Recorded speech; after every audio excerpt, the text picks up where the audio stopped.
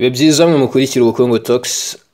Benshi mwese twabonye Pandora Papers, bamwe twasomye inkuru twumvisha ibyegeranyo gusa umuntu akubwiye yuko se birenze hari ibindi bintu nibura wabonamo bitari iyo nkuru gusa cyangwa se bitari inkuru yababeshye. Ubushize abenshi bakurikiye ikiganiro cy'ubushize ni butaracyumva episode ya mbere twagerageje kubabwira yuko Pandora Papers yagerageje no kutwigisha uburyo abakire bagerageza guhisha utwabo. Gusa hari n'igihe abantu bamwe bijya bibacanga bakibaza ukuntu abakire babasha kuba bakacika uburyo bwa divorce, ukumva ngo umukire ngo yakoze divorce ariko ukabona abantu batwaye amafaranga make cyane kandi barasezeranye ivangamutungo, cyangwa se ukagenda ukabona nk'urugero ukabona nk'umukire ari kuvuga ko ari umukene kandi uzi ko ari umubillionaire.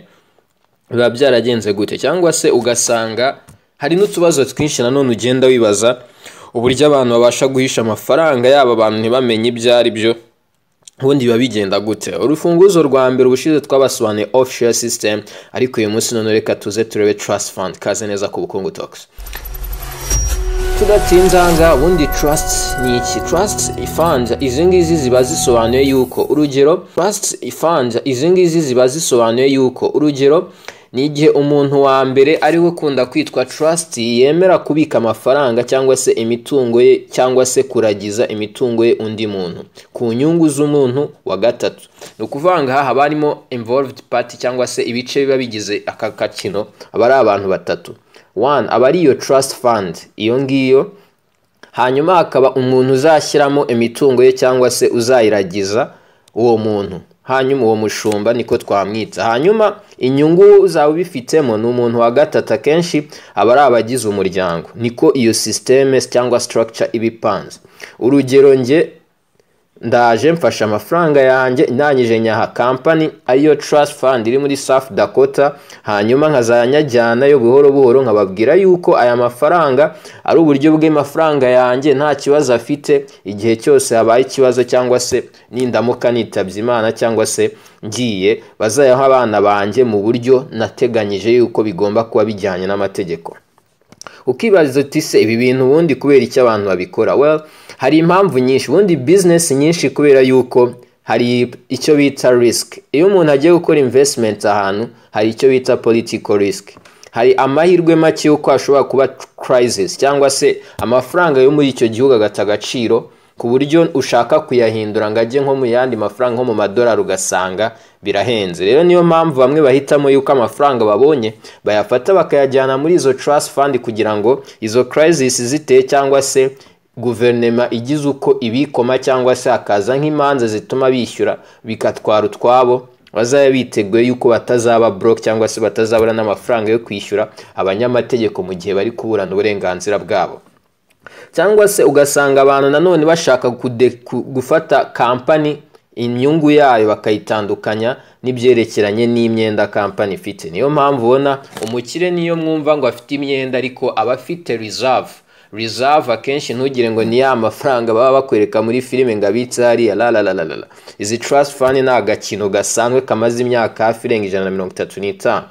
Ahangaha ni ukuvuga ngo hari n'igihe uba bari kuzirinda ibyerekeranye n'imiryango cyangwa ibibazo by'imiryango, akenshi ukumva ngo ni divorce, cyangwa ugasanga n'umuntu arashaka kwikoma cyangwa akica umuntu ngo kugira ngo atware imitungo ye. Ariko abantu bayo babimenye cyangwa abantu babakire cyangwa bamenyereye agakino, iyo abizana amafaranga yayajyana ahantu ku buryo niyo we yaba yapfuye amafaranga udashobora kuyabona. Well, turi kuvuga trust beneficiary. Ubu ngubu aho ibintu bigeze muri South Dakota, umuntu asigaye anikorera trust fund ye ku giti cya pana byandi twavuze hejuru, aho nyifunguriye abana cyangwa se inyungu zo z'abana banjye, wenda nindamuka muye n'ibibazo abana banjye n'ubuvivure ntibazagira ikibazo, cyangwa se bakabakoresha n'izi trust fund zikazajya zijya kugura ibintu aho kugira ngo zirema ama offshore company agura ibintu aho kugira ngo abe ari ngewe ngoragara nk'ari ngi uri kubikora, bizagira umumaro abana. Aha uyu mukino iyo wawumvishe neza, iyo urimo urasoma raporo zirantuza za ICIG, ntago bikugora kuba ko ubugenda wumva kubera icyo amafaranga yavuye kuri uyu akajya kuri uyu nguyu yagirana n'uyu n'uruhe, kubera yuko niko buryo bwonyine bwo guhisha amafaranga mu ibanga. Kandi ubushize twababwiye yuko erega offshore system cyangwa se no gukoresha trust fund ni uburyo abakire bakoresha bagira ngo bakipinga ibintu byabo private cyangwa se abantu bose ntibamenye ibijya mbere. ikindi tuvuze imanza, tuvuze divorce, tuvuze n'izindi mpamvu zose za business zishobora gutuma umuntu ahitamo gukora bino bintu. Gusa abenshi ntago babyishimira kubera ko murabyumva ubukura amafaranga mu gihugu yajyana mu kindi, ariko akenshi none banahunga yuko aya mafaranga yagira n'ibindi akora harimo no kuba yakishyura imisoro. Ariko muhumure kuko akenshi iyo nyirabyo cyangwa se agiye kuyakoresha cyangwa se ayakuye muri iyo system hari imisoro arebwa nayo, cyangwa se anayavanye hanze agiye kuyagarura mu gihugu cye. Nanone hari uburyo aba bahanga baba barakoze systeme z'uburyo azanagaruka aho ngaho. Hari n'igihe ushobora kumva ngo umuntu yahawe impano y'ikintu, cyangwa se ari ama-jewels, cyangwa se ari impeta, cyangwa se ari mbese ibintu byinshi ujya kujyana muri trust fund. Ntabwo ari amafaranga gusa, hari n'igihe ujyanayo n'imitungo yindi harimo niyo mpamvu mukunda kubona abakire bagura ibishushanyo, imitako ya kera, ibintu nk'ibyo ngibyo kubera kuba bizagira amafaranga.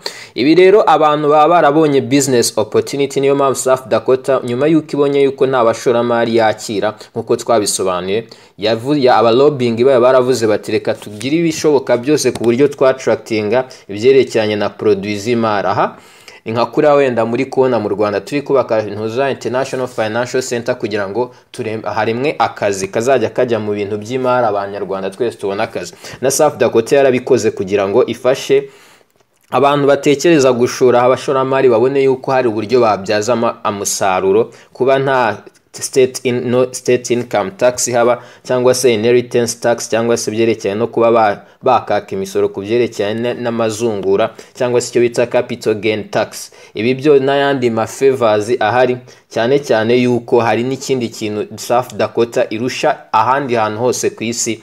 Iyo umuntu afunguye trust ishobora kumara ubuzima bwose, ariko mu bindi bihugu trust fund akenshi zo ziba ari iz'igihe cya runaka cyateganyijwe n'amategeko. Aha rero South Dakota yabyinjiyemo neza, ni nayo mpamvu abakire benshi barimo barajyana amafaranga. Hari inzu imwe mukunda kubona bari kwerekana muri South Dakota, iriya yonyine iribikiye amafaranga y'abakire arenga hafi miliyari 100 z'amadolari. Ahangaha turi kuvuga miliyari 100 z'amadolari, ni nka budget cyangwa se ni nka budget y'u Rwanda hafi nk'imyaka nk'icumi, cyangwa se budget y'igihugu, amafaranga igihugu gikoresha hafi nk'imyaka 10 arinzwe n'agakampani kamwe konyine kibereye South Dakota.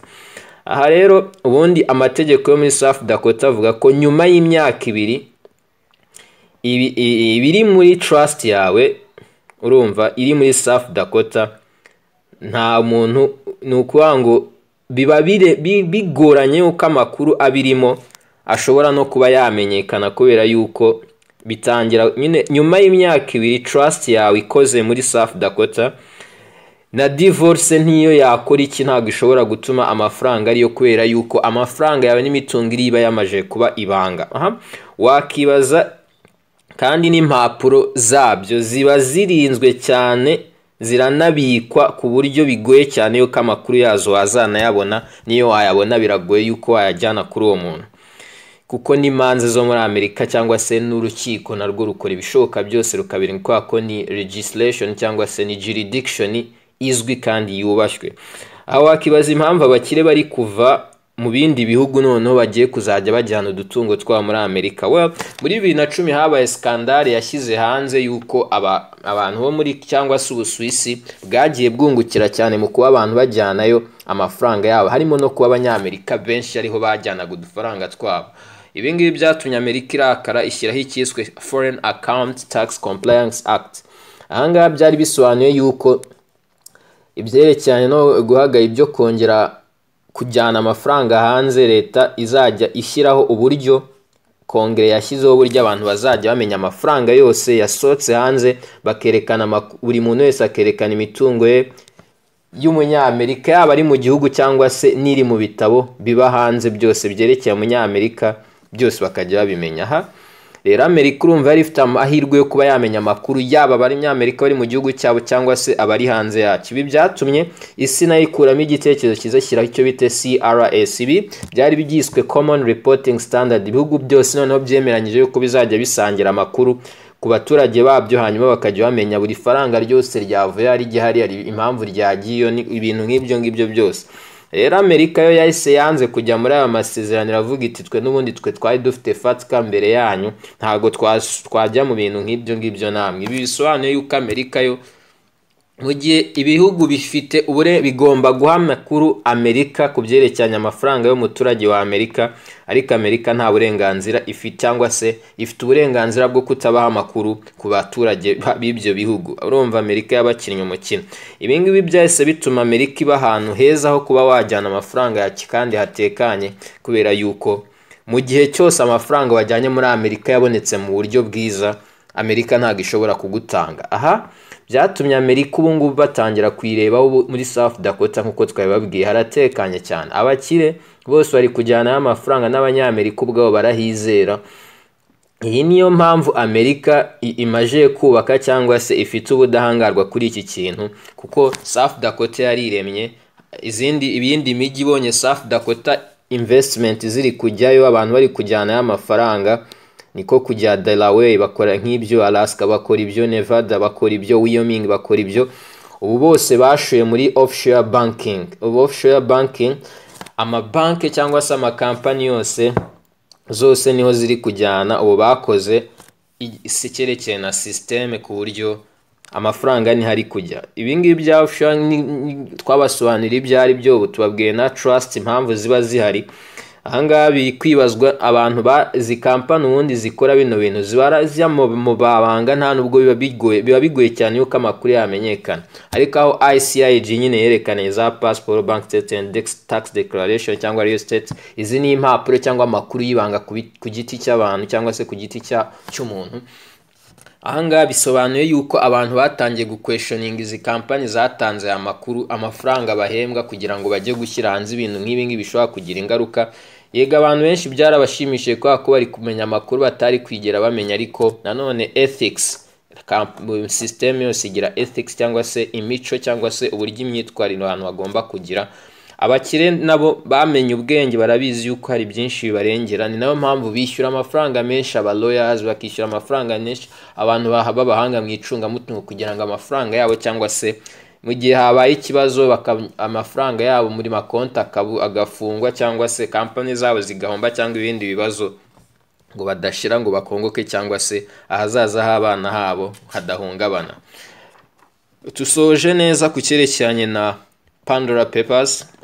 Izindi ni inkuru abantu bazagenda bavuga, ariko iri ni isomo rikomeye cyane abantu bakwiye kumenya ukuntu abakire bahisha utwabo, abantu nabashe no kuba banarabukwa. Ciao, shalom, naho ubutaha.